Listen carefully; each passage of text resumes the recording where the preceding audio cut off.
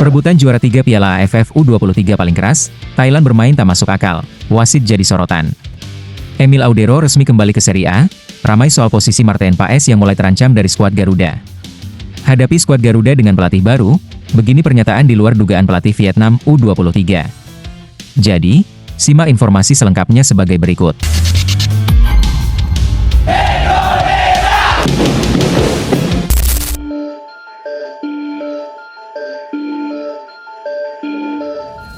Pertandingan super seru baru saja tersaji antara Thailand U23 versus Filipina U23 dalam perebutan gelar juara 3 Piala AFF U23 2025. Dalam laga ini, Thailand memang sangat diunggulkan. Namun, sejak peluit babak pertama dibunyikan, Filipina langsung mengambil alih permainan. Filipina tampil menekan dan mampu meneror pertahanan Thailand lewat pergerakan individu yang agresif. Namun, pertahanan Thailand yang rapat membuat Filipina kesulitan untuk melepaskan tembakan ke arah gawang Thailand. Sementara Thailand lebih mengamati dulu permainan Filipina di 15 menit awal permainan. Memasuki menit pertengahan babak pertama, Thailand mulai bisa keluar dari tekanan Filipina. Thailand mampu memegang kendali permainan dan mencoba menekan pertahanan Filipina lewat serangan dari tengah kemudian ke sayap. Puncaknya, Thailand mampu menjebol gawang Filipina melalui sontekan Pantamit Prabhant usai meneruskan umpan Sithaboonlha. Gol tersebut jelas membuat Thailand semakin nyaman untuk menguasai bola dan terus menekan pertahanan Filipina. Bahkan, gol-gol lainnya pun datang dari kubu Thailand U23. Meski begitu, Filipina juga bukan tanpa perlawanan. Serangan balik yang cukup cepat dari Filipina membuat lini pertahanan Thailand beberapa kali kewalahan. Namun sayang, di laga ini, tim unggulan Thailand bermain cukup keras dan membuat Filipina cukup geram. Serangan-serangan cepat yang dilakukan Filipina membuat Thailand memaksa melakukan pelanggaran-pelanggaran yang cukup tak masuk akal. Tak hanya itu saja, pelanggaran keras yang dilakukan Thailand juga seakan diabaikan oleh wasit. Meski pelanggaran cukup keras, wasit seakan luput tanpa memberikan kartu apapun.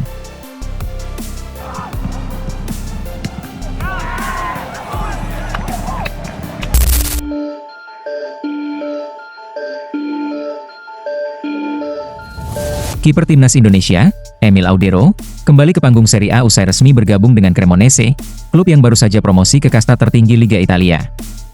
Ya, penjaga gawang berusia 28 tahun tersebut datang dengan status pinjaman selama 1 musim dari Como dengan opsi pembelian permanen. Kabar kepindahan Audero ini diumumkan secara resmi oleh Cremonese melalui situs web dan media sosial klub pada Minggu kemarin. Tak hanya Cremonese, klub asal Emil sebelumnya, Como, juga mengonfirmasi kepindahan sang penjaga gawang. Dalam pernyataannya, Como menyampaikan harapan terbaik untuk Audero selama masa pinjamannya. Langkah ini membuat Emil Audero kembali mencicipi atmosfer kompetisi elit Serie A, setelah sempat memperkuat Palermo di Serie B pada paruh kedua musim lalu dalam skema pinjaman dari Como. Kini, kehadiran Emil Audero akan jadi salah satu rekrutan kunci Cremonese dalam menyambut musim 2025-2026. Emil bukanlah nama baru di Serie A, kiper kelahiran kota Mataram ini telah mencatatkan 176 penampilan di kasta tertinggi Liga Italia, sebuah modal besar yang membuatnya tetap relevan di level kompetitif Eropa. Kembalinya Audero ke Serie A juga menjadi angin segar bagi timnas Indonesia, terutama jelang ronde keempat kualifikasi Piala Dunia 2026 yang akan digelar Oktober mendatang. Kehadiran Emil Audero di Serie A membuat posisi penjaga gawang nomor 1 timnas Indonesia yang selama ini dimiliki Martin Paes semakin terancam. Secara level kompetisi, Serie A jauh di atas Major League Soccer yang menjadi tempat bernaung FC Dallas, klub Martin Paes. Selain itu, Emil Audero juga diproyeksikan akan menjadi kiper utama Cremonese, sehingga secara kondisi akan optimal ketika bergabung dengan timnas Indonesia. Pelatih timnas Indonesia, Patrick Kluivert, pun tampaknya lebih mempercayai Emil Audero untuk tampil sebagai penjaga gawang utama. Hal ini terlihat dalam matchday terakhir ronde ketiga kualifikasi Piala Dunia menghadapi Jepang pada Juni 2025 lalu. Pada saat itu, Emil Audero tampil sebagai kiper utama untuk menggantikan Martin Paes yang di laga sebelumnya kontra Cina harus absen akibat akumulasi kartu kuning.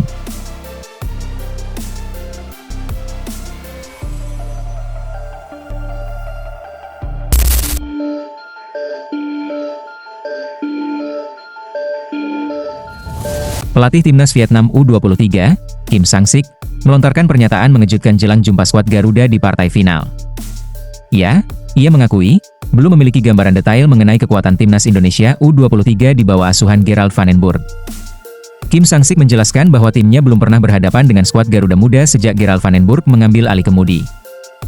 Hal itu disampaikannya jelang laga final Piala AFF U23 2025 di Stadion Utama Gelora Bung Karno pada Selasa besok. Meski demikian, Kim Sang-sik tidak meremehkan lawannya.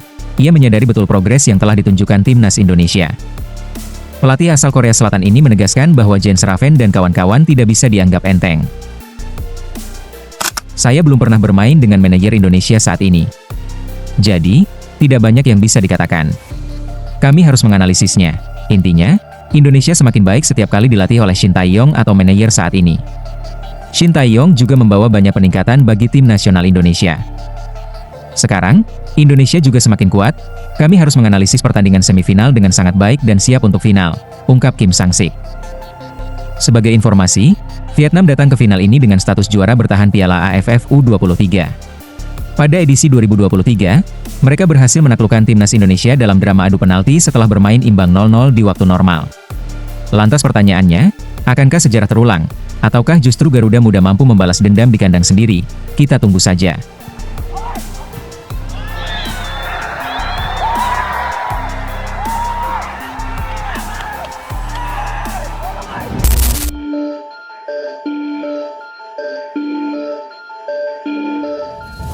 Joey Pelupesi, gelandang timnas Indonesia, tampil gemilang saat membela klubnya Lommel SK dalam laga uji coba pramusim menghadapi Volos FC.